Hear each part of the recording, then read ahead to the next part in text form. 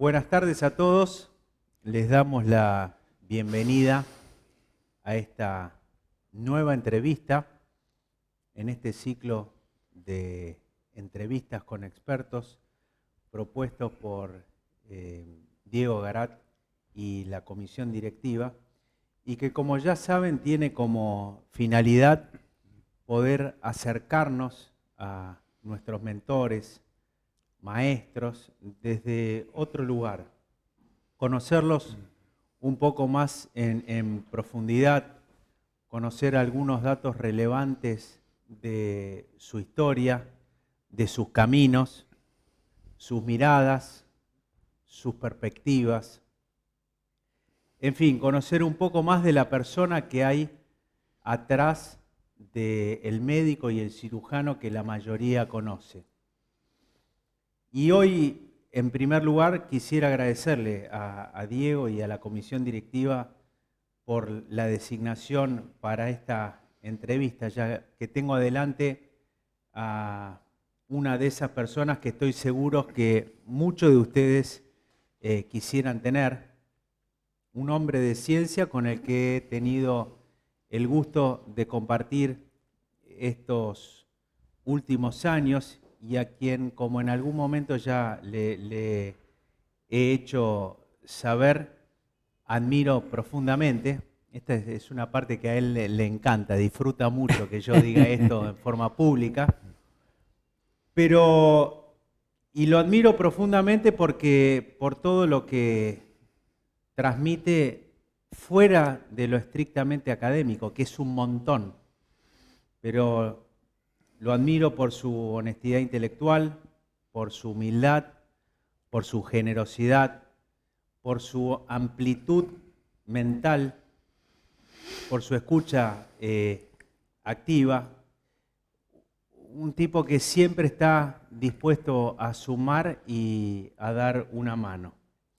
Por supuesto que para mí, que no soy periodista, es un desafío enorme tratar de poner de manifiesto la enorme cantidad de matices que esta persona nos puede brindar. Así que anticipadamente le pido disculpas si no soy capaz de poder poner de manifiesto todos esos atributos. Pero, Carlos, buenas tardes.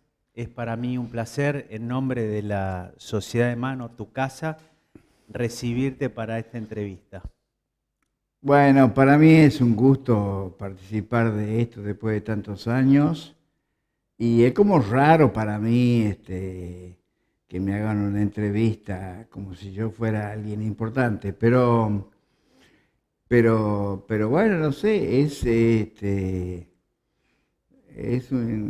termina siendo un placer, ¿no? Porque este lugar se consiguió con mucho trabajo de los socios que estuvieron antes y es manejado la sociedad en su conjunto. eh, para mí es un placer porque lo que ha cambiado no son las figuras. Las figuras pueden cambiar, pero lo que no cambia es la administración.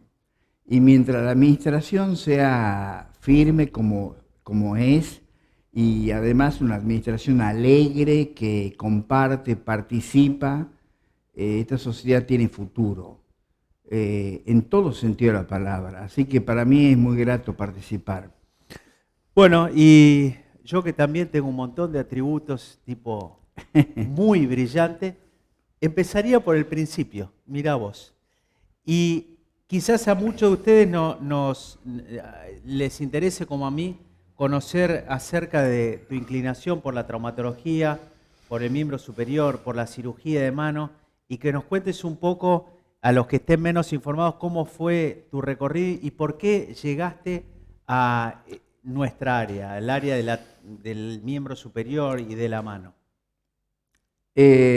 Bueno, es bastante puntual ese tema porque mi papá era médico y yo, como muchos otros hijos, persiguen los sueños de los padres, ¿no?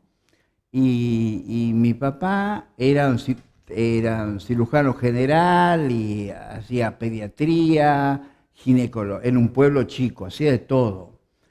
Pero él tenía una inclinación por la cirugía de la mano, le causaba cierta fascinación.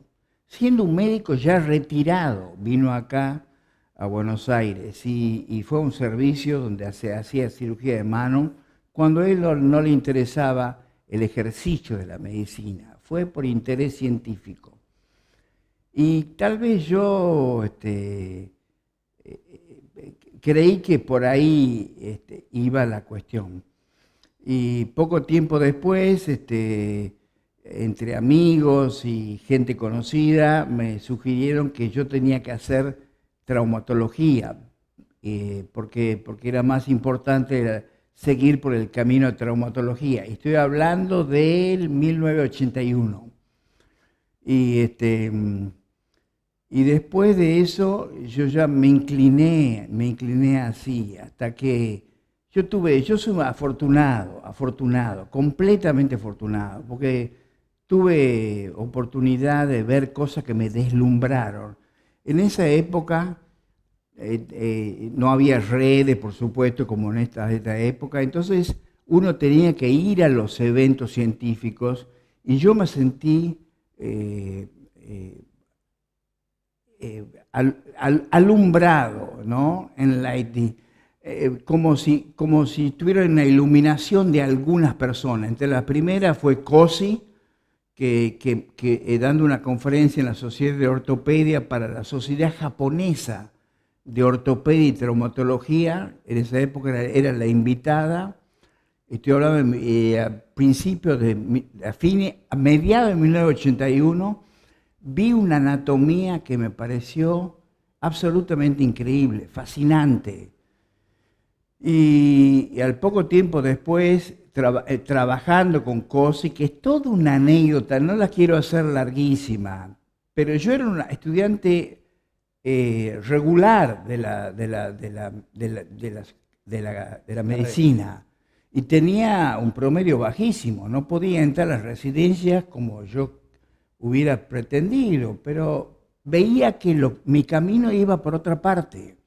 Entonces, estando en esa condición, ya yo trabajando con Cosi, trabajando mucho con Cosi, esto era un trabajo de las 24 horas del día, en anatomía específicamente.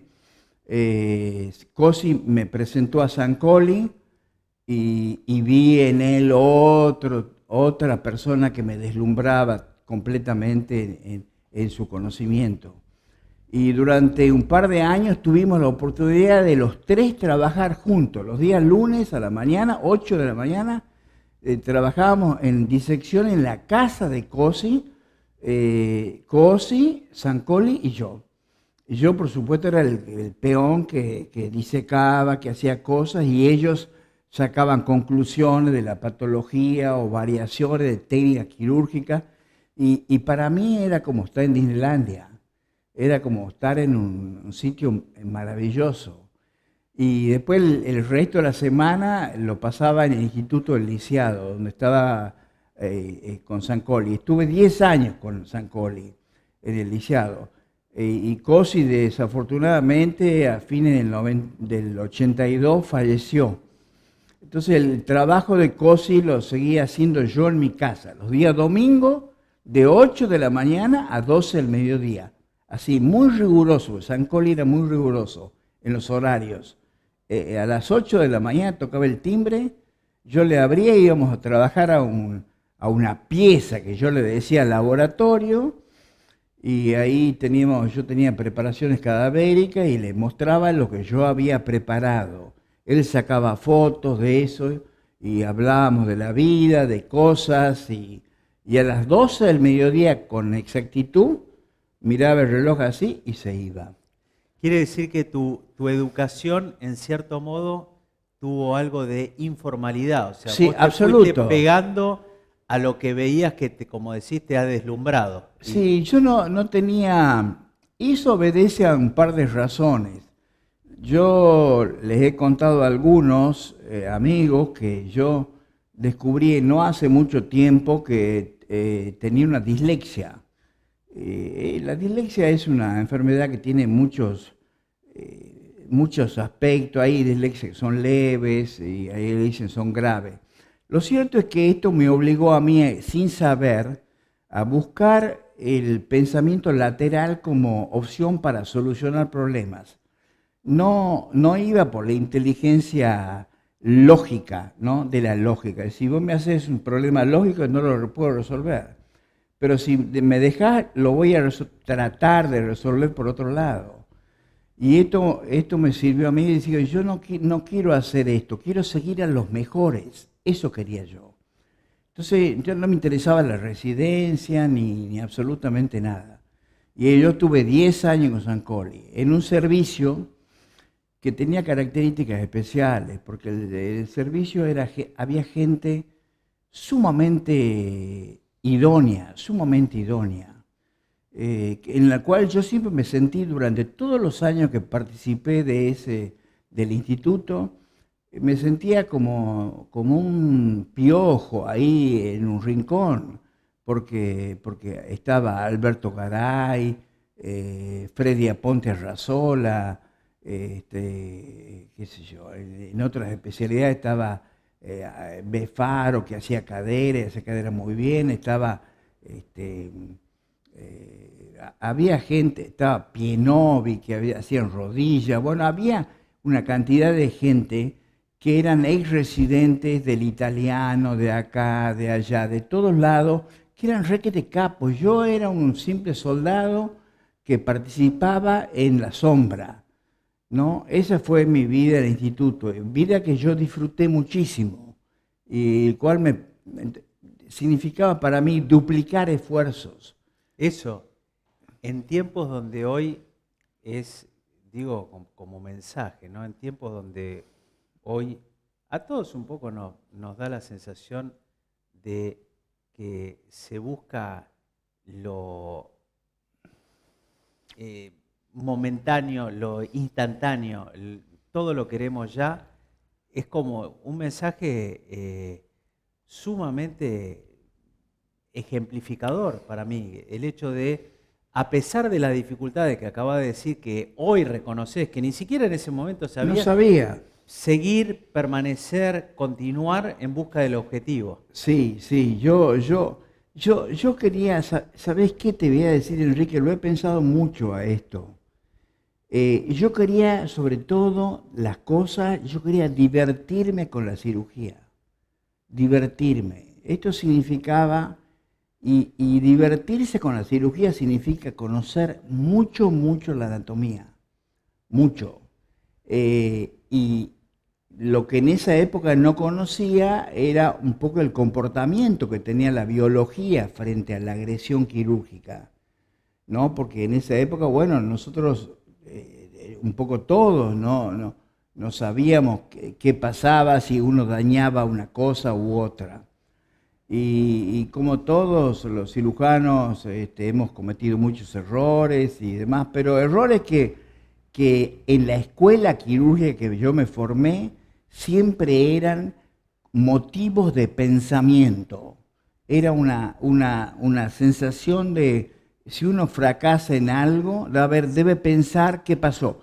El éxito nunca te obliga a pensar, el éxito no te frena, lo que te frena es el fracaso. El fracaso es, hay que parar un poco y decir, a ver, ¿qué ocurre con esto? Vamos a volver sobre el fracaso un poco más adelante, pero antes que nombraste primero esos lunes, después esos domingos con Sancoli, cuenta el mito que por tu casa han pasado personajes como Watson, Strickland, Hastings, todos de alguna manera llegaban hasta ese estudio o esa habitación que vos tenías y que de tu heladera salían preparados previamente elaborados. ¿Cómo era eso? Sí, es anecdótico, pero bueno, Gabriel Klemboski sabe también de eso, porque yo tenía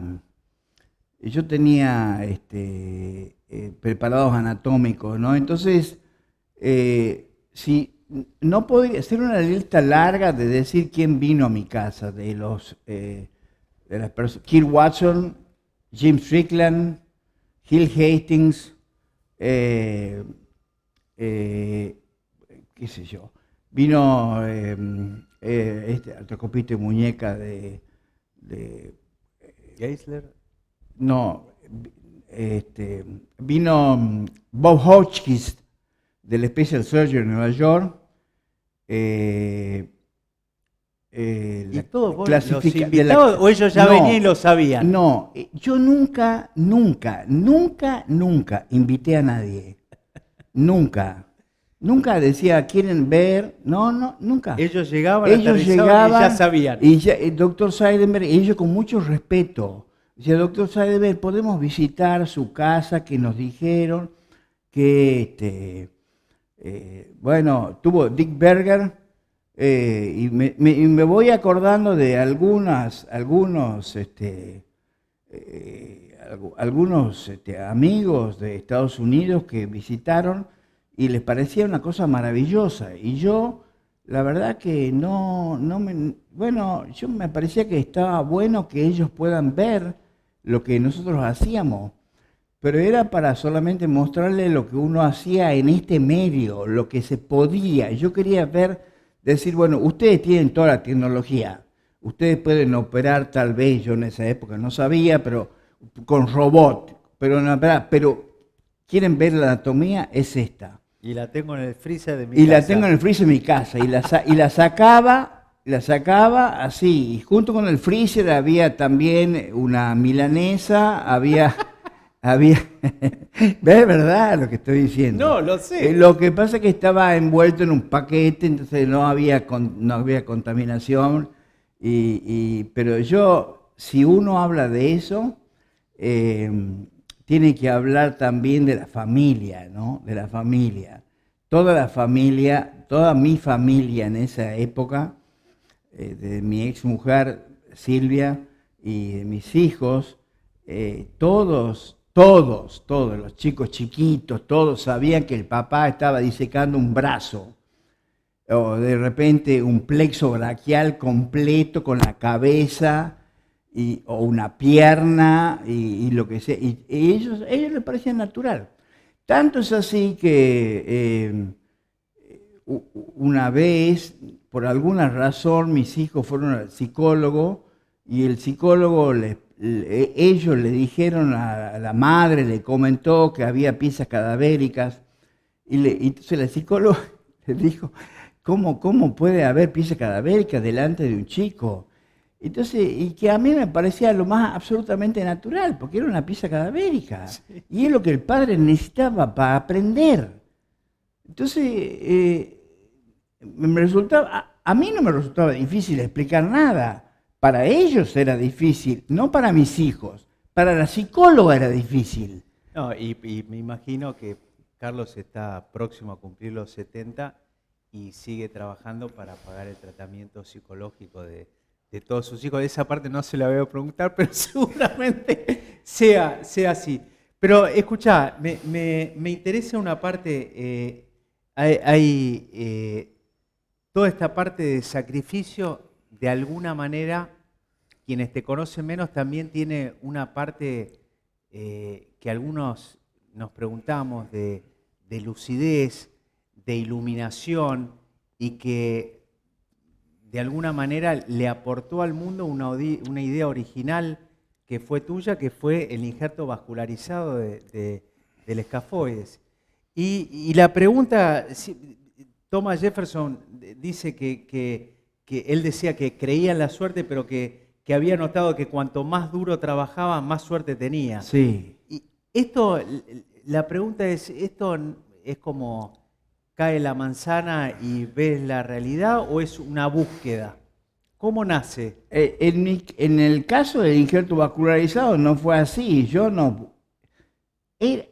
También no puedo dejar de mencionar el contexto. En el mundo entero, nosotros los jóvenes, en esa época jóvenes, buscábamos colgajos. Porque después de que se describió el colgajo chino, en el mundo entero salieron a descubrir cuántos arcos vasculares había acá, en el dedo, en la mano, en el pie, en cualquier lado.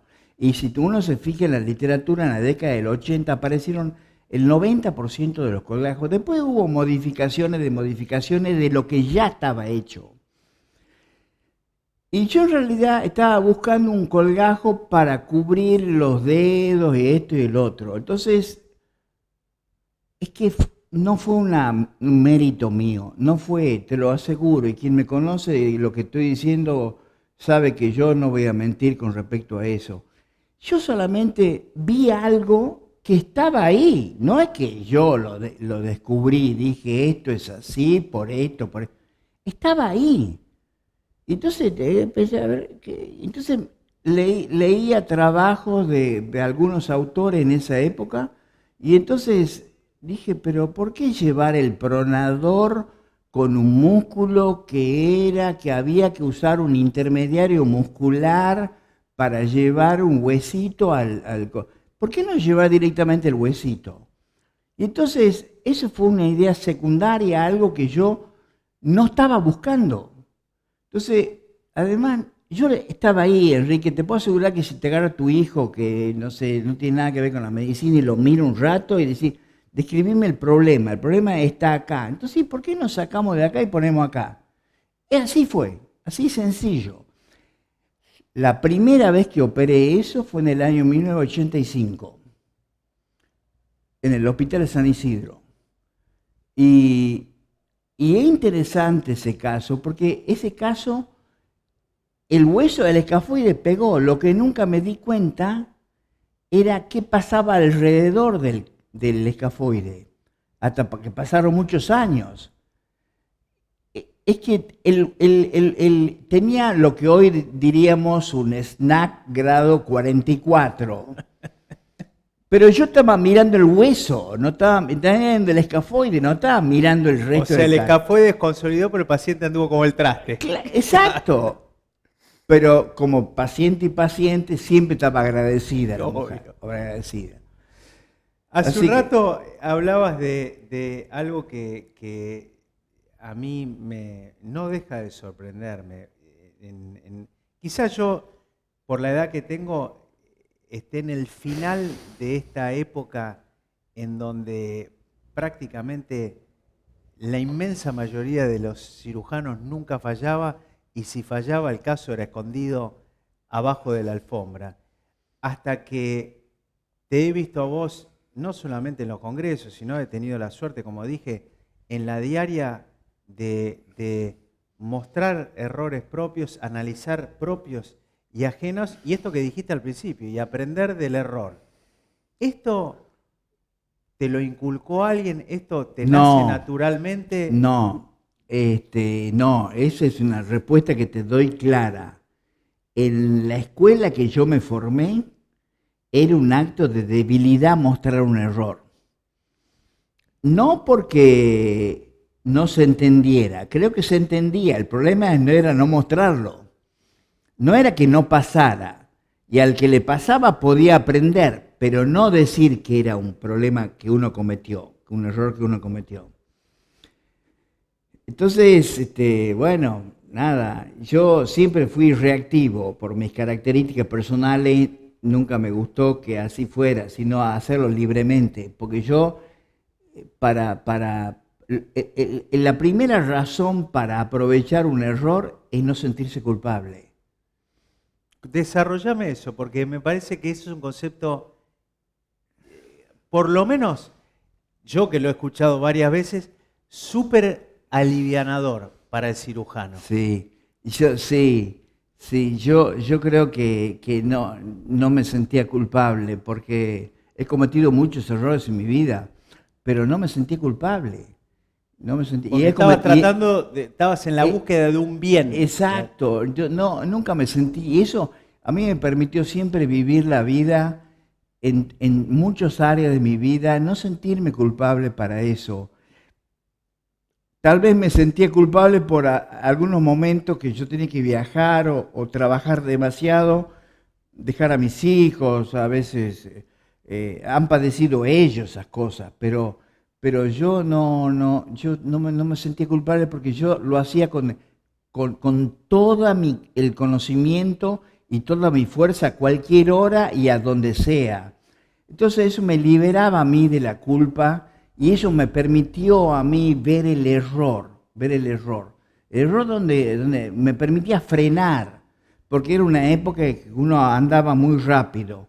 Y cuando uno anda muy rápido no puede ver el contexto donde anda. Si uno anda con un auto a 250 kilómetros por hora, es difícil que uno pueda ver un árbol en un tal lugar o ver pasar un río o lo que sea. Pasa así. El hecho de que uno comete un error es como freno, aprendo. Y si yo tengo experiencia es porque cometí muchos errores, muchos errores. Pero tuve la oportunidad de frenar y recomponer y ayudar para corregir ese error. Lo que nunca hice, y eso es un consejo que por ahí les doy a la gente más joven, es desconocer el error. Ni con uno mismo ni con el paciente. Yo les puedo contar anécdota que una vez operé, tenía que operar acá un Decker vein, del otro lado un túnel carpiano, y por unas cuestiones de la vida se operó al revés. Se operó al revés, lo operamos en una liberación de una cosa y de otra. Y los pacientes eran dos pacientes profesionales muy instruidos del CONICET. Y yo cuando destapé la herida, me di cuenta, me quería morir. Me quería morir, porque cometer un error de esa naturaleza es gravísimo. Entonces salí afuera y lo llamé al marido. Venga por acá, que era investigador del CONICET, y ella también, y le dije, vean, yo acá cometí un error. Operé de acá cuando tenía que haber hecho otra cosa. Nunca en mi vida evité decir lo que yo había... Si yo me llevo muchas culpas en mi vida, muchos errores, pero no lo desconozco, no lo desconozco. Y nadie que me conoce sabe que yo voy a negar que cometí un error. Jamás eso, jamás. Una cosa... No me lo permitiría a eso. Es decir, yo puedo cometer un error, pero decir, yo soy responsable. Yo soy responsable. Quiere decir que nunca te has arrepentido de ir con la verdad. Digamos. Sí, con la verdad, siempre. Y además, otro factor más que no es solamente cometer un error en un acto quirúrgico, que la cirugía no salga como la debida, sino que a veces volver a operar al paciente y hacer otra cosa que tampoco surge. ¿Cuál ha sido el secreto que yo he tenido como profesional? Y lo digo como alguien dice, bueno, este es mi mérito, ¿no? Y lo digo con absoluta naturalidad. Mi mérito ha sido no abandonar al paciente. No abandonar al paciente. Que si el paciente siempre sepa que uno tiene cosas para dar, para ayudar. Y ayudar a veces compartir con otro colega. Compartir, pero uno siempre tiene que estar y nunca negar esa realidad, ¿no? Bueno, para mí ha sido eso muy importante. Súper importante ese mensaje. Carlos, hace un rato nombrabas a tu familia, a tus hijos y cómo veían que su padre de alguna manera estudiaba con los preparados que tenía en su heladera. ¿Cómo es compartir la pasión y el trabajo con Ezequiel, con tu hijo también, de esta casa? ¿Cómo es esa experiencia? Como soy yo, siempre les voy a contar lo que yo creo de verdad. Muchos dirían, qué lindo, qué hermoso. No es ni lindo ni hermoso. Ayuda mucho, mi hijo me ayuda mucho a mí, me ayuda mucho. Pero no es fácil porque somos dos personas que tienen, primero que en un hijo no es un amigo. No es un amigo. Y es un colega que hay que mantenerlo así, a su nivel y acá. Pero no es fácil, no es fácil, no es maravilloso y qué sé yo, qué sé cuánto. No, porque tu hijo, cuando tiene temperamento, discute, ve, pero esto y lo otro, cosas que los cirujanos viejos, como yo, esas cosas no las admitimos mucho. Hay un nivel de discusión científica verdadera y hay otro nivel que ya nos molesta. Esa es la verdad, Sí. esa es la verdad. Y entonces, bueno, Pero no, me imagino que no deja de ser un estímulo para sí, vos. sí es un estímulo, sí, lo es, lo es, lo es. Lo es y tengo que reconocer que me ayuda mucho en muchas cosas a mí. Porque es un chico que está muy informado. Y cuando hablo de esto, quiero hablar de otra cosa. La experiencia en algunos cirujanos obra como una desgracia, ¿no? ¿Por qué digo esto? ¿Por qué? Porque la experiencia te anula el hecho de poder aprender. Es decir, es como si vos dijeras, no, esto ya lo vi 1000 veces, vi esto, vi esto, vi esto, no tengo más que aprender. Eso da la experiencia muchas veces. Por eso a veces la experiencia hay que esconderla, hay que decir, es como si yo no hubiera visto nada, a ver, mostrame lo que tenés. Y dejarse sorprender de Dejarse nuevo. sorprender y buscar otras cosas y ver y no quedarse. En el momento que uno cree que conoce, está listo, está listo, está listo. Alguna vez escuché que el momento en el que un cirujano está listo es el momento donde uno subestima lo que tiene que hacer producto de la experiencia. Esto ya lo hice 1000 veces y Sí, lo subestima. Ese es el momento que uno sí. hipotéticamente debiera colgar los guantes, Sí, ¿no? sí, tal cual. Es el momento que uno, yo no podría hacer eso porque yo me empiezo a aburrir. Yo me empiezo a aburrir. Cuando veo que yo creo que conozco todo, la patología ya me aburre. Y tengo que decir la última, no sé si la última, tenés mucho más preguntas, Tenemos algunas preguntitas más. pero quiero decir algo, nunca vi, nunca sentí que para mí las tareas que yo hacía fueron sacrificadas. Nunca. No las hubieras hecho, no las hubiera hecho. Siempre era una alegría ir al consultorio, era una alegría operar. Ustedes me dicen, era un sábado a las 10 de la noche, te llamo, tenías una cena con tu familia o con amigos. Me iba a operar sin ningún tipo de dificultad y jamás lo sentí como un peso. Jamás, porque me desafiaba la cirugía. Y yo Extraordinario. una vez lo escuché al padre Toto Cosentino decir que la profesión es como un amante extra que uno tiene. Y en cierta forma, si uno lo quiere ver así, también lo va a ver así. Al amante uno quiere verlo en todo momento. Es verdad. Y entonces es así, hay que competir con ese amante.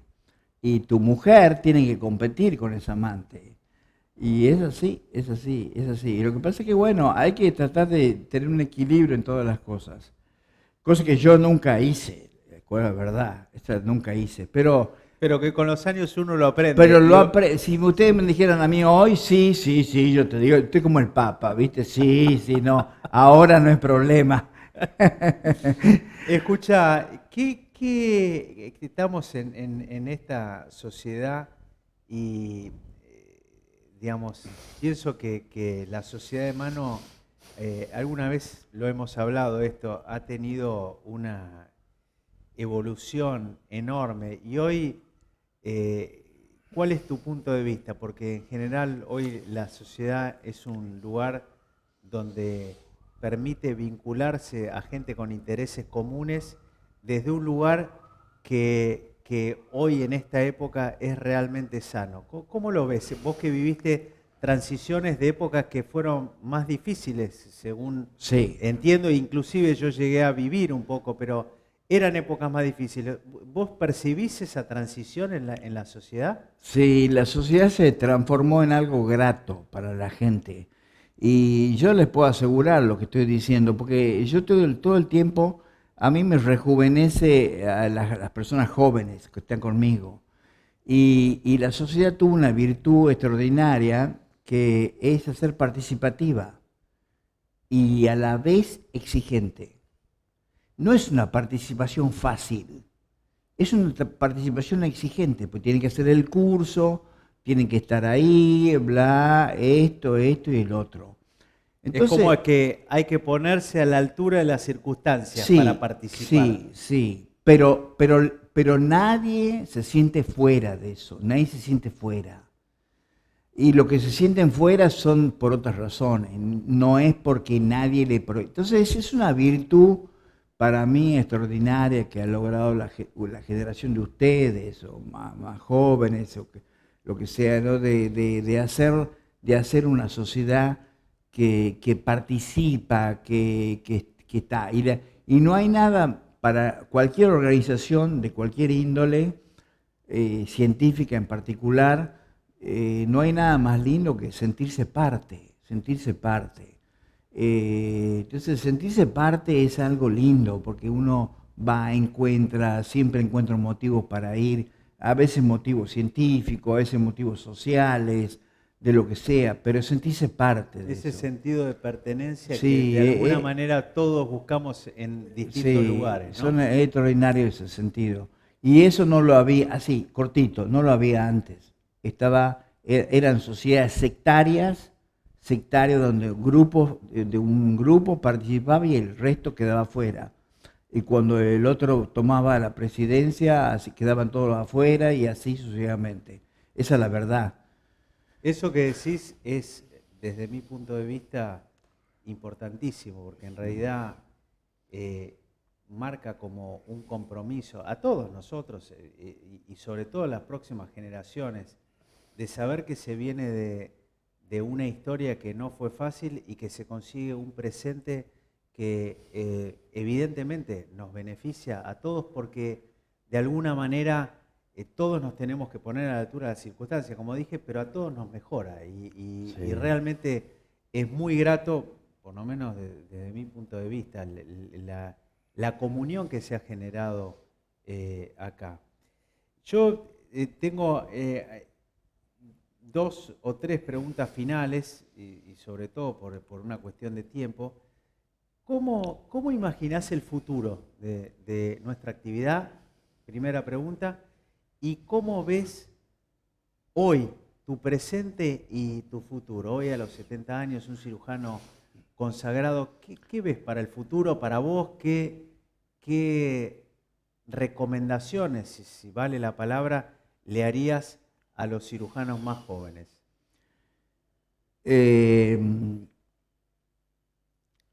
Bueno, yo no soy un gurú para hablar del futuro, por supuesto, pero les diría que nosotros lo que tenemos cierta certeza de lo que hemos vivido, nos da la fortaleza y la convicción de que trabajando mucho, se obtienen los premios, se obtienen premios.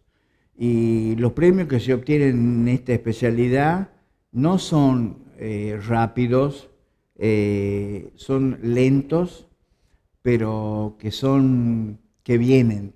Yo les podría asegurar algo que una vez me dijo Zancoli a mí. Seidenberg, el trabajo rinde. Y eso fue para mí